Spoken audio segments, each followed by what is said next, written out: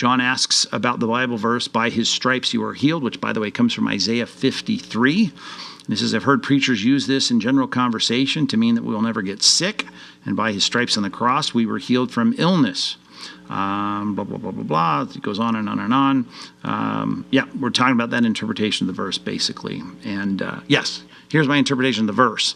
Just like poverty and slavery and prisoners being freed, these are all analogous to the ultimate concern, which is the fact that I'm spiritually sick, so sick that I'm called dead in Ephesians chapter 2, and I'm so impoverished in terms of righteousness, as it would say in the Sermon on the Mount, that I need righteousness imputed to me, and I'm so enslaved, as Romans 6 says, that I need freedom as a prisoner. Well, the literal concern of poverty or being sick or being imprisoned is not the point of Isaiah 53. Isaiah 53 is all about the fact that there needs to be an atoning sacrifice for my sins, and that there's going to be a suffering servant that's going to come, the Messiah, who's going to suffer in my place so I wouldn't be spiritually impoverished, and I wouldn't be spiritually enslaved, and I wouldn't be spiritually ill.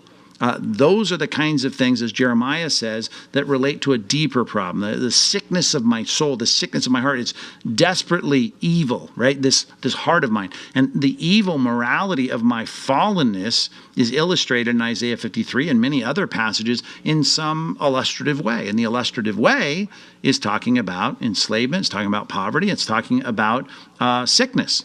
But we're not talking about literal sickness or literal poverty or literal enslavement. You can never have been enslaved, like the people said to Jesus in the Gospel of John. We've not been slaves to anybody. They forget part of their history, the Assyrians, the Babylonians, the Egyptians. Nevertheless, the point is, they're saying, we're not prisoners. And Jesus says, yeah, whoever commits sin is a slave to sin. Right? And the rich young ruler might have thought, I'm not spiritually impoverished. And yet, of course, he was. So we're not talking about the fact that your bank account or your health, your annual physical, or whether or not you're free or not has anything to do with the deeper truths that those things are trying to illustrate.